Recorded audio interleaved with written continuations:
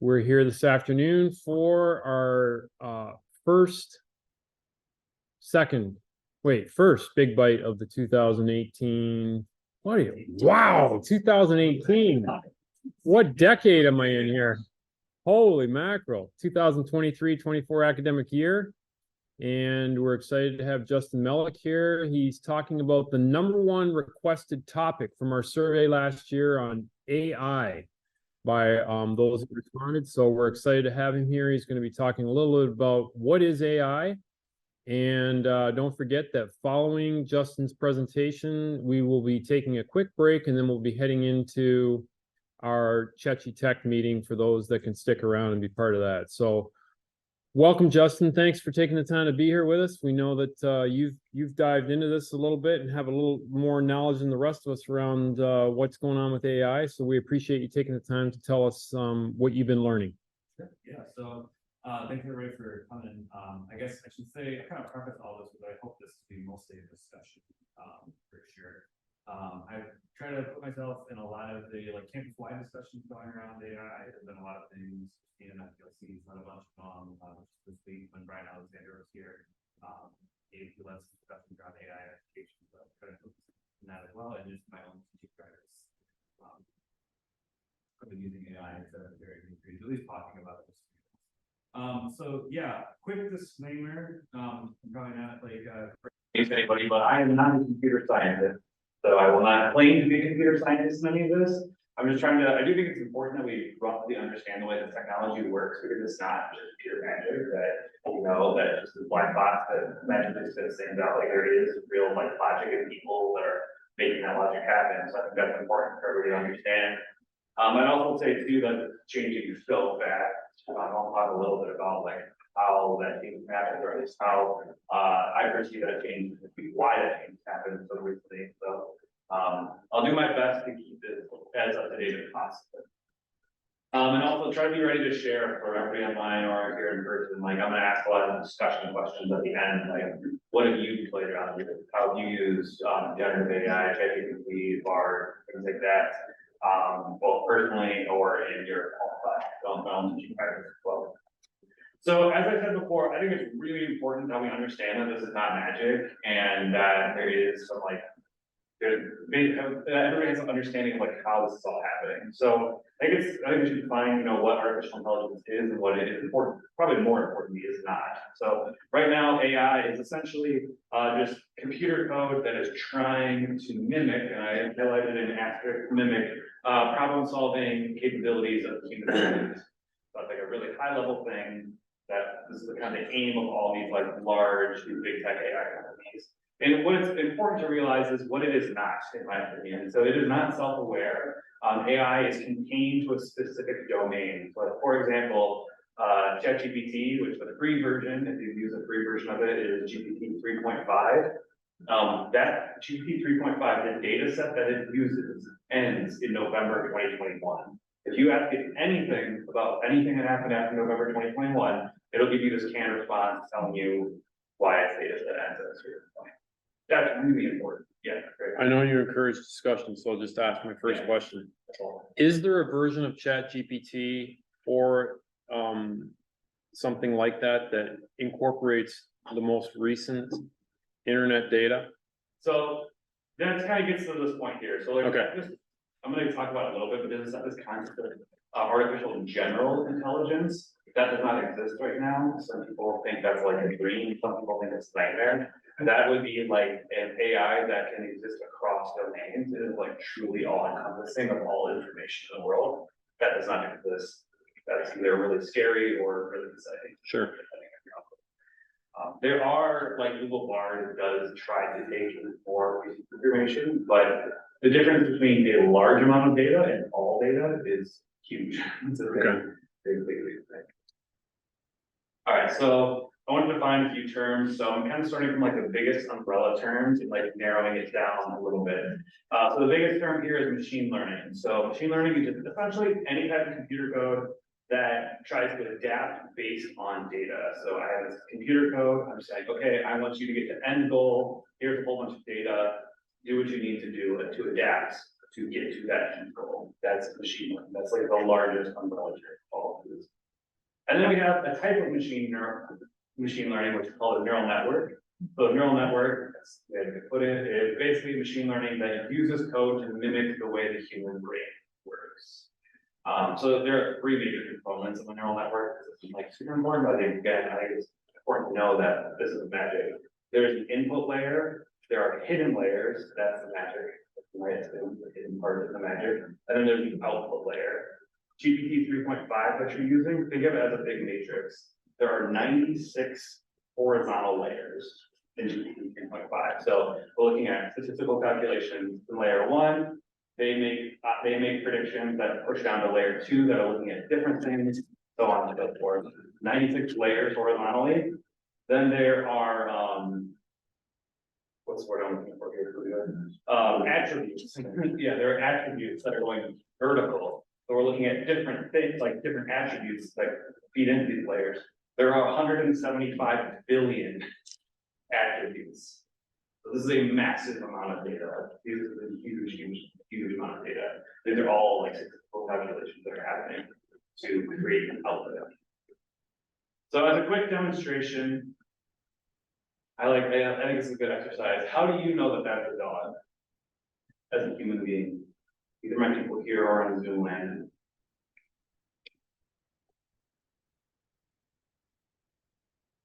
Looking at the image, how do you know that that's a dog?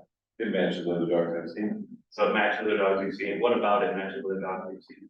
4 legs, snout, Furry, floppy ears. Yeah. tongues hanging out. So it has attributes that you know dogs have, right? And how do you know the dogs have those attributes? We've seen other dogs. Yeah. You've seen other dogs probably when you were very young. Your parents are like, hey, that's a dog. You were trained to know that certain attributes equal a dog, right? That's my dog. He's very good. Is it your dog? That's my dog. Oh, nice. Okay, so so how can a computer know that this is a dog? So again, we have these 3 layers. So we have our input layer. So the computer is going to take the input and it's going to provide a numeric value to every single pixel in the image. Just to give you an idea of what that scale is, 1920 by 1080, that's like a really common picture resolution. That's 2,076,000 pixels. It's creating an individual numeric value based on color, based on brightness, based on a lot of things for each of those, each individual pixel. It's going to then feed that data for each of these pixels into our neural network model, which the neural net is made of 2 things. It's made of the code, my little brain here represents. Those are my 96 layers, 175 billion parameters, attributes, plus a massive set of training data. So it's going to put all of those numbers for each of those pixels. It's going to feed that, do its analysis of that, and then compare that to a huge set of training data. The training data is really important. So the training data is not literally going to be pictures of animals. It'll be pictures of the entire landscapes, tons of everything, anything you can imagine, millions and millions of pictures. And it's going to compare all of this, and it's going to give us an output. That the output is essentially just a statistical analysis saying, okay, this is most likely a dog. This is like way over. One thing I wanted to point out too, this training data is some of it is labeled. So you can see I put cat here, it's saying it's cat or dog. Some of it is unlabeled. That's very important because before, as computer scientists were starting to work on neural nets, they really didn't want to have to label, like manually label this data. The goal was that the computers would be able to tag the data automatically because it's obviously way more scalable. One of the big revolutions in AI and why you see AI popping off this time last year was because we're like, hey, if we actually have to have human beings tagging this data. And that started happening in more recent years. And a lot of people attribute that change in practice to the massive increase in the visibility of consumer grade generative AI. And there's big labor questions around this too. So as you know, there's a big report that came out last summer. A lot of this manual tagging of this data happened in Kenya. They're paying people like $3 to $5 an hour to manually tag. It's big labor implications. Alright, so large language model, that's what you're dealing with ChatGPT. ChatGPT is a large language model that is essentially just a very, very, very, very big neural net. So from your perspective as a consumer, there's probably like two LLMs that you come across. There's GPT and there's Google Bard.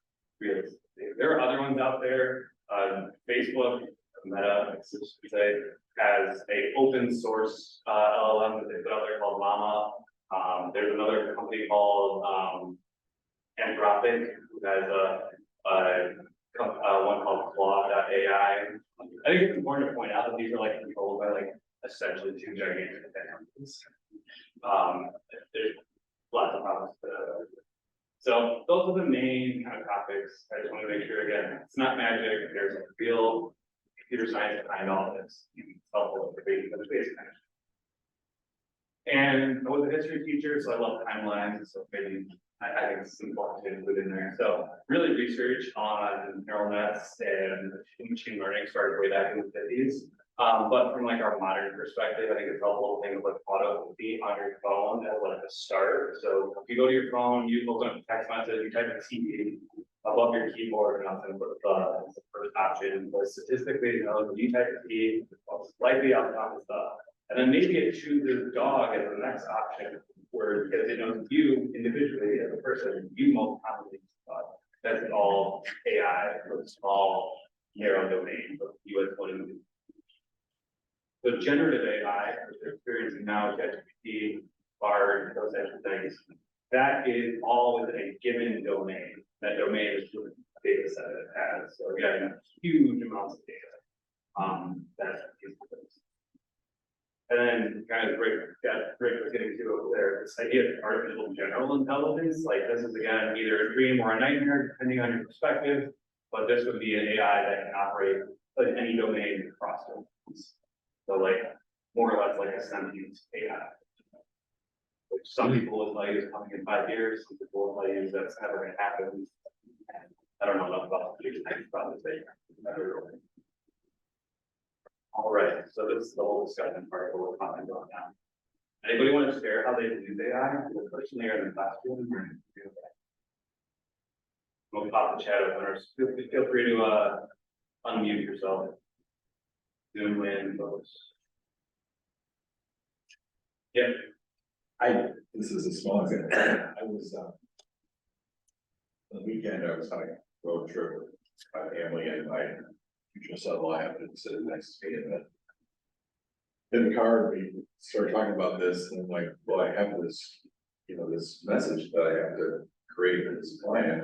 He's like, give me the specs. So I gave him 4 or 5 different specifications. He threw them in there and kicked something out, and it wasn't perfect. Like I had to edit it and change it around, but it was like, it probably got me a 3rd base. It's like, okay, this is, yeah. I can see how it could be potentially in some cases a time saver. I don't know where we're at technically in terms of, is it a tool for students? Is it a form of plagiarism? Does it need to be cited? You know, those are the pieces I don't know. That's part 2 in November.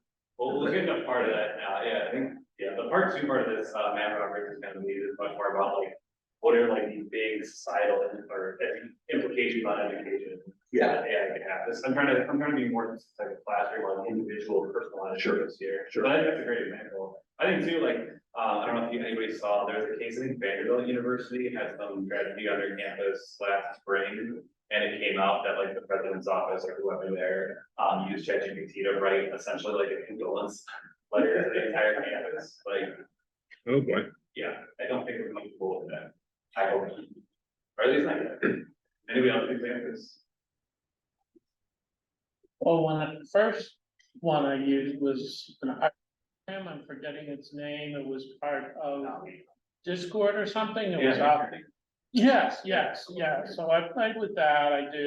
I like the where you could give these random things that are unconnected, like, create a professor made of chickpeas. And it would do that, it would create all kinds of ones, and then you can pick the one you like the most and say variations on that, and then it would do.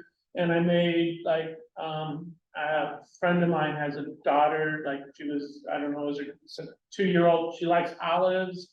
And I said, draw a picture of little Chinese girl with olives in her hair or something like that, so it was really cool, all these things you could do and make those connections, so I like that. But eventually I got bored with that, or I got busy with other things that needed to be more practical, because I don't know that all of I wanted to have a profile of all our professors made of chickpeas, and I thought that would be cool, but I finally decided it probably wouldn't go over so well, somebody would, the faculty council would have a fit or something, so I gave up on that, and then I went to sort of, what Greg's alluding to, whenever I have to write something, and starting with a blank page is the worst, what's the first, so if I don't have an example, then I just tell it, give me write a essay on whatever, because I want to see what it says, what does it put, what are the topics it decides to put in there. And I think I would probably, if somebody said I had to write a condolence letter, I've never done that, I might do that, not giving that condolence letter as is, but it would give me, like, what should be in a condolence letter, right? It would have the topics, it would have the general things, it might have some phrases that sound more warm than I would be able to write myself. So that's what, and I do use it, I don't kind of regularly for those kind of things. Yeah, so I'm glad you shared that example, because now it opens the door for me to share that. When Pooja and I found out that the new computer, or not the new computer, the old computer in the digital studio was kind of on its last legs, we decided that we would use an AI to help us prepare a proposal for a new computer. Again, she didn't use the exact wording that I don't think it was Google Bard, I think it was ChatGPT.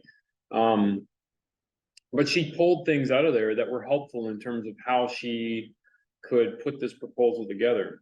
And so we're finalizing that and, bringing our pieces in, bringing in the pieces that the AI was mentioning, and kind of putting it together. So it's very, I think you're right, Mark. When you're working with a blank slate, that's where it's like, okay, help me generate some ideas that I might be able to use and pull into my persuasion of why we need a new computer for the digital studio. Anybody on Zoom land have examples?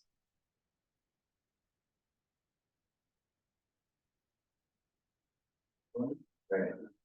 I'm gonna push forward to a more specific ask here about how could you use AI and then ethically in your teaching. And I'm gonna give a quick example of myself here. So, and I like to do this slide demos. So one thing, if you've ever worked with me in a class, you know that I'm really big, especially in online classes. Like I always tell people, like, don't ever put like a reading out there with no context around it. Like you should have a discussion question, or you should have at least a short term. So like for example, here in my class, let's be a big random week here. I have them read this article on the maker movement, and here are my 2 discussion questions I would like to get into the picture. I mean, to be honest, I've used the same discussion questions for 4 years now. They're still relevant, but maybe I wanted to change it up, or maybe I do get stale for whatever reason. So what I could do here is I can just sign up here, go to ChatGPT and ask it, okay. Special question.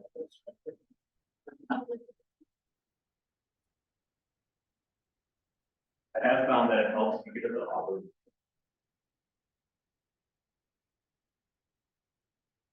So it's just another boundary that helps it narrow in, right? Yeah. Shoes. Holy So these are pretty good. So, and now I can be even more specific, like, okay, can you tailor these to a.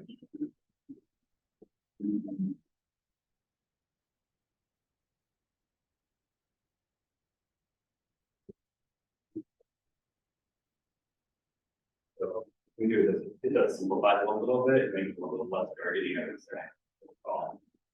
Like to me, I think as a person who's obviously read this article and thought on this article for a while now, I find this to be a helpful tool to directly copying and paste these into my class. I don't know if they're relevant, I don't totally see the issue with that personally. I think there's a question around how do we cite that as instructors, but if we cite that as instructors, what is that signaling to our students? So we say that as a little session on very where, in my opinion, again, this is my perspective as an instructional designer, where I think this could be go unethical, because if I go one step further and say.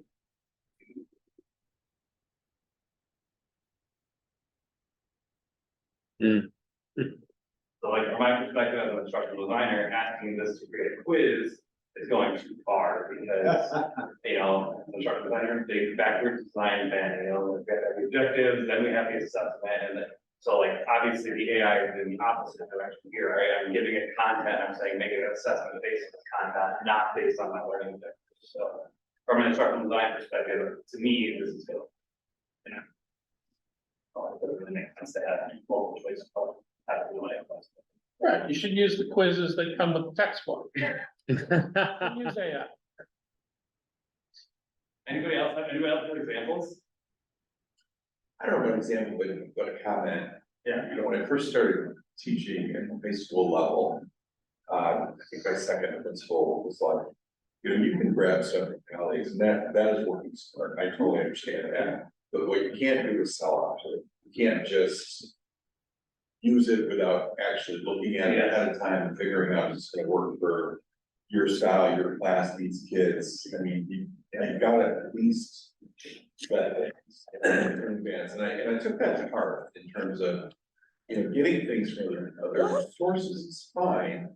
But you're still the author of the course, and you bet. And so there's a part of me that wonders, does Chat GPT kind of fall into that similar bucket of, okay, fine, you use it if you want, but just don't sell out. I mean, don't critically look at it and still make decisions. Now, on the student side, in one of the courses I'm teaching now, one of the final assessments is a case study. And it presents a dilemma, you know, with all kinds of personnel issues in it, and the students have to figure out what they're gonna do.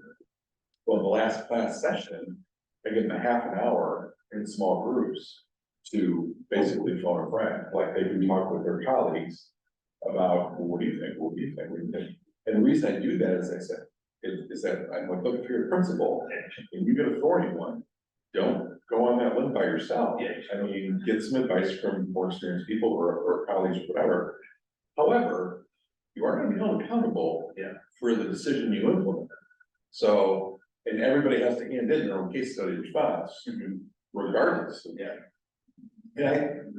To me, that's accurate to how administrators work, and so I'm fine with it. And I know administrators for years have had even full-on books of different kinds of speeches for different kinds of events, and that's not new. A lot depends on the degree to which the person likes to write. Some people enjoy writing, some people it's like a root canal. If it's a root canal, it's a great tool. I was surprised when I found out at some age that pastors and priests subscribe to services that give them the sermons. I thought they had to work on that, but they're getting those, so. And why not? And well, yeah, exactly, and why not? Well, the thing that I, where I see in education, And how I actually, one way that I might think that you might say I use it is instead of a grad assistant, because that's what tasks that we often give to a grad assistant. Here's a bunch of stuff, summarize it for me, right? And you do that. Now, ChatGPT just does it, but instead of coming back 2 weeks later and telling you that they don't have time yet to do it, it's got it done in about 10 seconds. So I think very much a lot of those, a lot of grad assistant type tasks where you send them out to gather stuff, this could do it. And by the way, the one that I was using was Chat Sonic out of Byte Sonic. I don't know. I'm assuming their engine is somebody's, but that's the one that I was using for whatever reason, because it usually wasn't so busy and I would get, it wouldn't. Or to build on that, Mark, if your grad assistant was well versed in artificial intelligence, how much more productive would it be?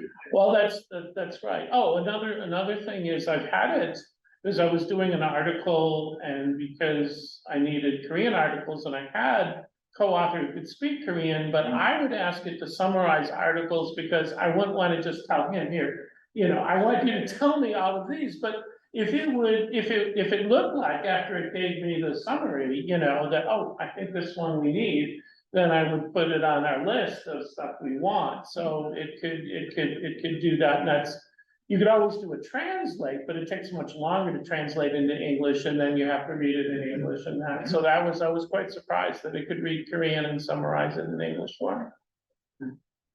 Anybody on Zoom land have examples of how they use it in their classroom? I guess in their teaching. My next questions are gonna be around student use. You guys are gonna get a little brainy. All right, I'll move on though. Do you think you need an AI policy in your class? Or do you have an AI policy? That was written by AI.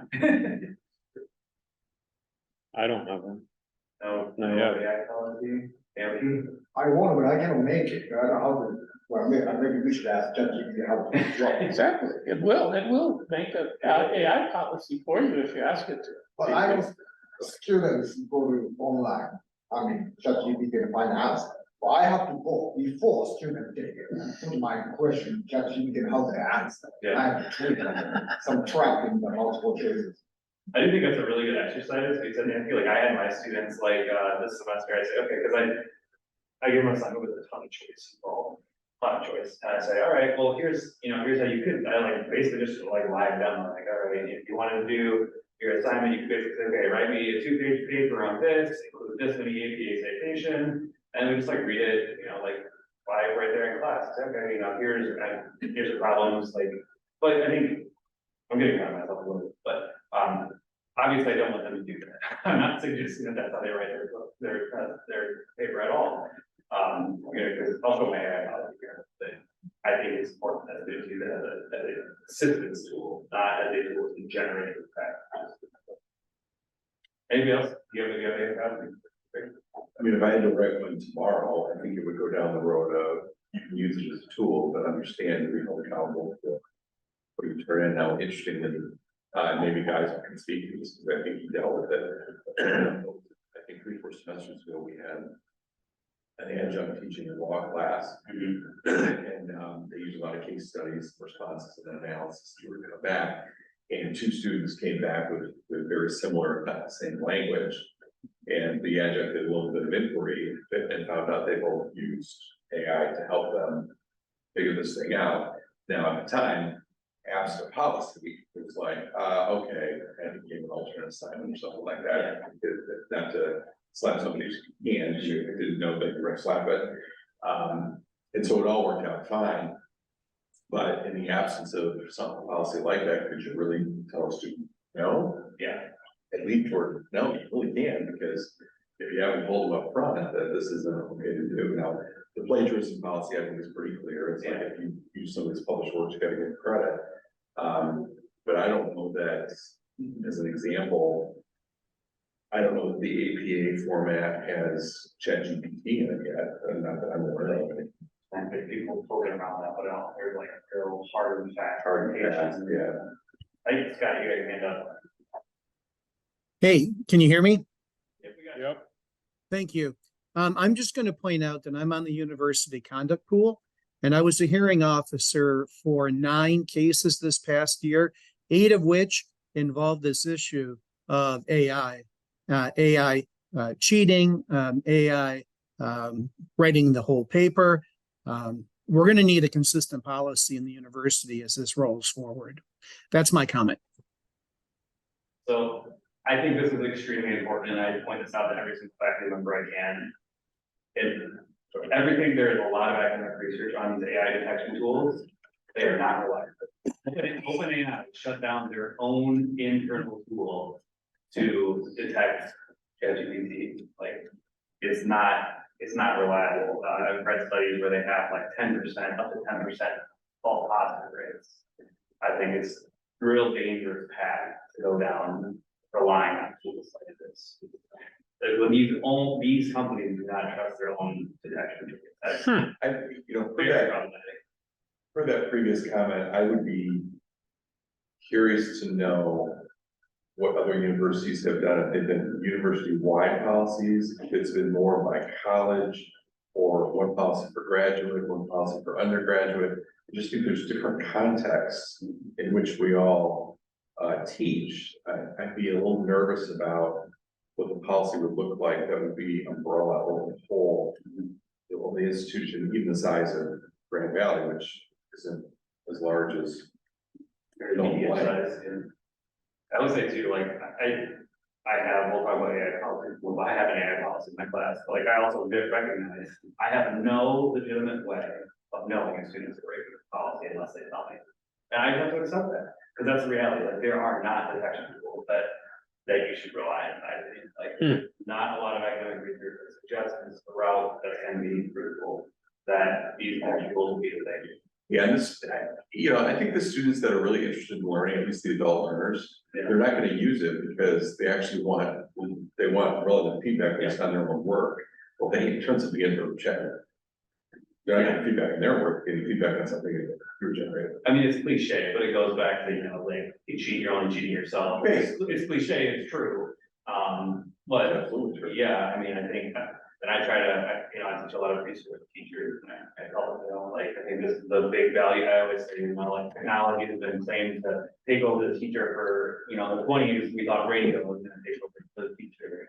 In the 40s and 50s, we thought TV was gonna take over the teacher. We thought VCR was gonna take over teachers. On the internet, it never happened. And like, I think there's reasons for that. Like, I think there's reasons. Teachers are motivators, teachers are coaches, you show your passion. Like, I would go back to my students and like, it does, from my perspective, come down to that cliche of like, only cheating, you're cheating yourself. And you can help show students that and show them the value of learning, and show them the value of the learning process and how they can use these tools to help them in that process. I think that's the best you can do, at least right now. I think going down this really rigid route, like, no, I'm gonna attack if you use the tools. From a legal standpoint, I would be very scared. First of all, I don't know. Well, you're not going to use AI in an interview. Yeah, that's true. That's a good point too. Yeah, when it comes down to it, like, people eventually. You'll be in situations where it's got to be you. Yeah. Anybody else in Zoom land have thoughts on AI policies in their classes? No, except that I just put inputs in to develop Rick, one while Rick, you I were think talking. your microphone isn't working. My microphone's not working? Yeah, we can't hear you. That's interesting. I can hear I know. I can hear Rick. Yeah, issues that are meeting in the day. It is on. Can you change the output on your computer, Rick, to be your computer and turn on volume up? Yep. Can you hear me now?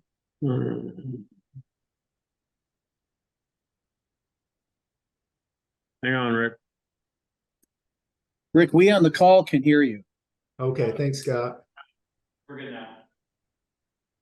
Go ahead. Can you hear me now, Rick? Yep. Okay, great.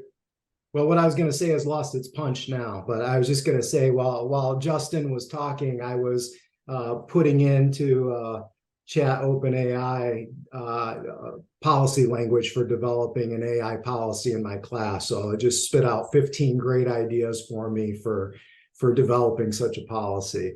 But it is interesting because in my classes, I encourage students to consult all kinds of resources, but at the end of the day, the work has to be their own and they have to cite their sources. And it does kind of beg the question, how do you cite to Chat GPT or AI, and what's that going to look like, and is that legitimate to do? And it just, I don't know, I'm sitting here with a lot more questions now than answers. So yeah, I'll leave it there. Yeah, I agree. I think that the citing piece is interesting. From what I've seen, there hasn't been like some university degree. Again, it's all something I agree with. Like, it's not the best thing in the world. So, I mean, I just told my students to basically just put ChatGPT and then put the date in it, because it does change pretty fast. So, there's a date at least, there's at least some reference. But that's certainly not perfect at all, or standardized any real way. Totally. At least in the one I use, you could ask it about the sources for each one. So if you list 15 things, you could go then back, ask a follow-up question and say, could you give me the source for each of those? And then you could go look them up if you want to.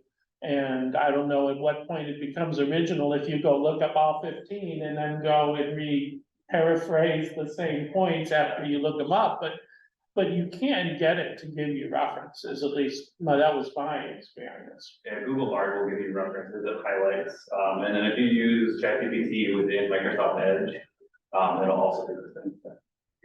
It'll give you references. I think also I went to a presentation at the Blackboard conference over the summer, as you might imagine, a big topic, and someone was talking about how they had students basically ChatGPT the date, and then they had them type in the prompts that got them there, which is somewhat accurate, because like, as you saw what I was doing, like the whole point of it, that using multiple prompts, if you did that, it would get really long and really, really fast. But at least the starting prompt is something to get you somewhere, so I think we can see where this all kind of shades out in the nearest future. By the way, I would add that in this, using it, having it give me sources, there were sometimes, I believe, that it gave me sources that didn't exist. Oh, yeah.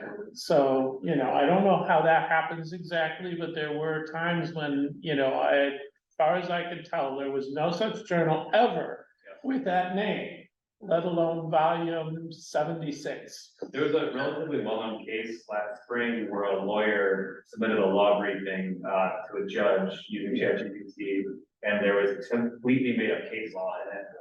And to the judge's credit, they caught it, and that lawyer was disbarred over that, actually. Wow. So like, there's definitely, those are called hallucinations in the world of AI.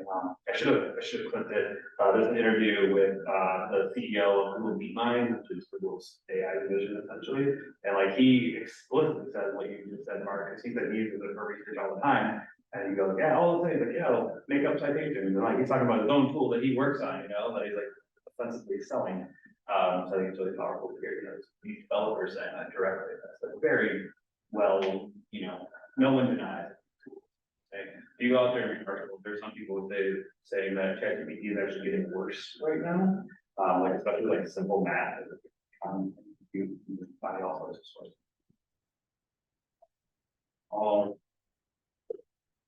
So if we had to think about it right now, what do you think an AI policy should look like?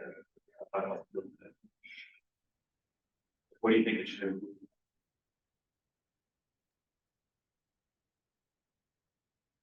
Well, I mean, considering what you said earlier, which is you really can't tell when they submit something to you, I would think it would have to appeal to more of a moral or ethical code to the students about what's expected ethically or morally in your class when they're responding to assignments or whatever. I don't know. Yeah, as much as possible, I would hope the policy would give clarity to students on the role of AI and enforcement, how it looks, it works, and that kind of thing. Yeah. The other piece that I would posit might be, I can see a university-wide policy saying, yeah, you should have a policy in your course, but beyond that, I would advocate for, here's what it is, just because I think the content is. Yeah. Banning with enforcement measure doesn't make sense. So I would rather put some word like, professor without the right to interview about your right, ask questions about all of it. Scott's got his hand up. Go ahead, Scott. I'm just going to relate the summary of one of the. Hang one on, of- Scott. I don't know what's going on with this. Go ahead, Scott. Try now. How about now? Yep. Thank you. The summary of one of the conduct pool cases that I was the hearing officer involved, and I'm not going to be too descriptive out of, keeping things anonymous, but this professor in their syllabus specifically said, do not use AI, do not go to chat. And there were like 10 different websites that were mentioned in the syllabi of what students were not supposed to go to and use as references. And when the professor found something they thought was curious, they dug into it. Yep, it was generated by AI. They had a meeting with the student, and it was easy for me as a hearing officer because the student said, yep, I did it. I shouldn't have done it. I was wrong. I'm going to take the consequences. But I think specificity as to what you want or don't want in a syllabi is what I learned from those experiences this year. Thank you. Thanks, Scott. So Scott, do you think that it is going to be somewhat of a burden on the students though, as they go from class to class, each one with a unique AI policy, and then trying to figure, I mean, it seems that, having such inconsistencies would not really be good for students. They have that now, don't they? Well, I know they have that now, but I'm saying that it would be sort of like plagiarism, at least as far as I know, is kind of general. I mean, I don't know of any classes that really would have totally different definitions of plagiarism than another class. Maybe there are, but this sounds like we're going from a professor that says, here's a whole list of things you cannot use, to other classes that are saying you actually should use it. It's a good tool. I mean, that seems to be an odd thing to have in education. I can't think of another example really would go to those extremes. Well, maybe not. I think we also have to take in consideration academic freedom, and we have to take in consideration the content material of the course, because as much as I said earlier, the university has to have some policy. I agree with what was said earlier. I don't think a broad blanket policy is right, but beyond that, I can't suggest what to do. I have not made up my own mind, nor do I feel I'm informed enough yet. Yeah, Raymond, you had your hand up. Yeah, I don't know if anybody said this because it's sort of hard to hear someone in the room, but whatever it is, had to have some element of academic honesty in it. That if you're going to use it, you got to cite it, you got to cite your source, and if you're not citing it, then that's blatant plagiarism. So whatever it is, needs some element of academic honesty in it. I think too, what we just talked about, Mark, especially like the vastness that is possible in these policies. Like from my perspective, I fully admit not everybody's gonna agree with this, but like I think we're doing a disservice to students to not teach them how to use these tools. Like they're gonna be using them in the future, but I think we have to be teaching them how to use these tools. I think there's different ethical lines of how to use it in the classroom or how to use it in a professional setting, and that's something we can talk about. But like, I think it's near impossible to actually ban it, first of all. And I think even if you try to, it's doing more harm than good. And I think that's where, and I feel like I still go to all these discussions about AI right now, and it's like everybody is saying the same thing that I'm saying, but I also know that's because we're all self-selecting and we're all excited about this. And it's like, I'm interested to hear of those folks like Scott mentioned, that professor who was basically outright banning it. I feel like I just want to know why. I'm so curious why. So I'm not opposed to. I mean, look, I have people out in the work world telling me we're hiring for these skills, so I'm not opposed to us teaching the students how to use it. But from the academic honesty standpoint, If you didn't generate it, well, it's not yours. So that's where the academic honesty side needs to come in. I think we need to teach them how to use it well, and if they're going to cite it, how to cite it. So I'm not opposed to using it, but you have to understand it's not your work. So Stephanie in the chat indicated, or just made a comment, some programs have a repository of rubrics on template sites. I wonder if a similar repository for AI language would be helpful. I don't know if this is helpful, but this was what, so in that workshop I did on AI at the Blackboard conference. This is kind of basically, it was done by this Mark Watkins from University of Mississippi, where they had this like big AI, he was a writing instructor there, and he led their like big AI ethics initiative at the University of Mississippi system. So he led us all in this activity where we developed our own AI policies. And it was around this idea of AI assistance versus just using AI to generate content. So I kind of like this mind frame. I like the idea of like, yes, we should use it as a tool to assist us. It is not replacing us by generating the text. So this is what I came up with in that workshop. It's worked for me pretty well so far in my class. I did show this to my, well, actually, I didn't show this to my class the first day. What I had them do is I basically gave them this mindset of assistive solution generation. Then I had them list down things, how can AI assist you and how can you use AI to just generate content. And we had a big discussion about that. And then I showed them this policy and we that all to reach this mindset. And it was pretty similar to what they came up with what I have here. But again, everything in this red column, fully acknowledged, could not prove that. Couldn't, no way, unless the student just tells me, like Scott said in that case, I can't do that. Well, and arguably, to someone's point, if they're not taught how to use it, are they at a professional disadvantage? Once they leave Grand Valley and out into the market? There's an expression, something like AI will not replace people, but people that know AI will replace people that don't, so. Well, that goes back to your point about, getting to a place in space where we're as instructors, we have some knowledge, we have some understanding, we have some ways to show how the tool can be used in the course, but also in the professional setting. And that's something that, like when I was a practicing principal or administrator, I didn't have any option to this. So that's a new skill set that I would have to, bring into my teaching in order for my candidates to be better prepared for what they're going to be working, the place that they're going to be working in.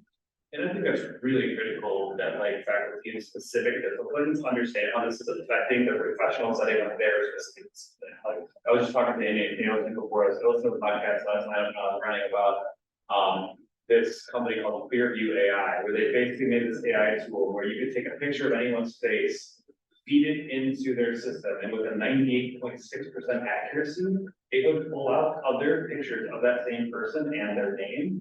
And that's obviously pretty horrifying. And they got sued, and ultimately they're now only allowed to sell this product to law enforcement, which is problematic. And there's like cops who have this app on their phone. That's one way in which it's affecting criminal justice.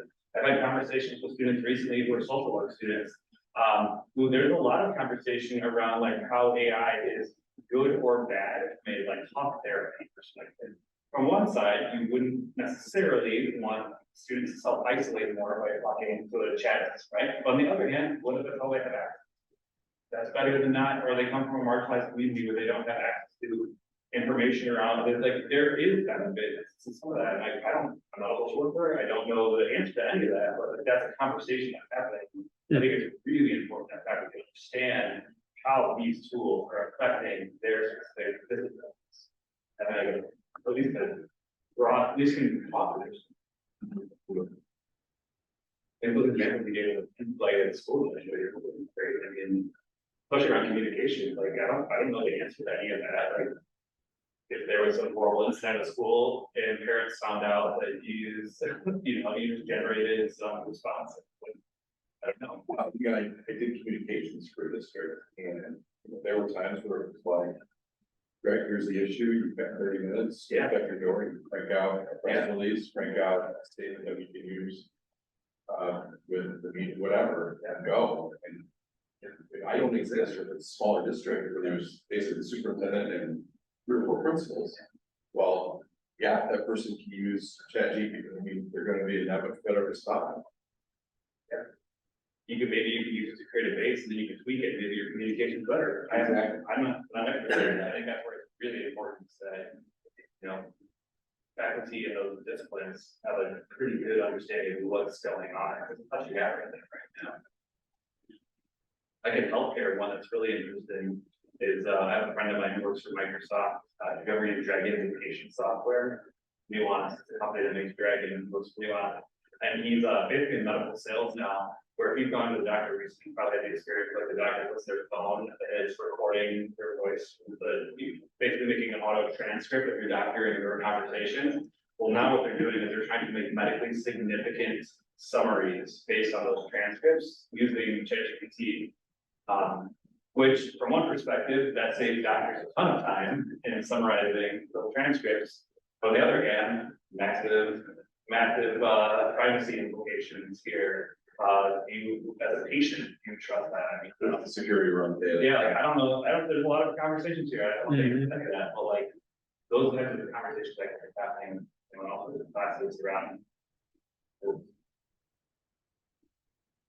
So Justin, you've done a great job of kind of giving us a snapshot of what's going on in AI and what maybe some of the considerations we have to think about as instructors or colleges. If you were to give us kind of a tagline of we're walking away from this, what's a recommendation you might make to I us? think you just have to address it with your students, like very directly. I think like students know this is all happening. I think it's really important that you address it, that you don't just put your head in the sand and then say, hey, here's this way I think it's important to show that you can use the tool, that you know how to use the tool, that you are being proactive enough to understand it. That's really important. And talk about those benefits we have on whatever your discipline is. I think that's really important. I found that students are very engaged in the conversations right now. I did a similar presentation in a digital studies class last week. And there's a huge group of different majors, massive, so diverse, and students are very interested in how it's going to affect their future. Very, very interested. Some are scared, some are excited, some think it'll make them more creative and productive. Some think it makes their whole college experience right now pointless, that their job will be. So I think having those discussions really help. I will say too before I end, the next is kind of a 2-part series. Matt Roberts is going to lead the second part of this, which is more on like a holistic, like how could AI affect education holistically, as opposed to these more micro whole conversation that's trying to keep the student. And again, diving into probably a little more of the ethical considerations that we need to be aware of as instructors and educators. So Good.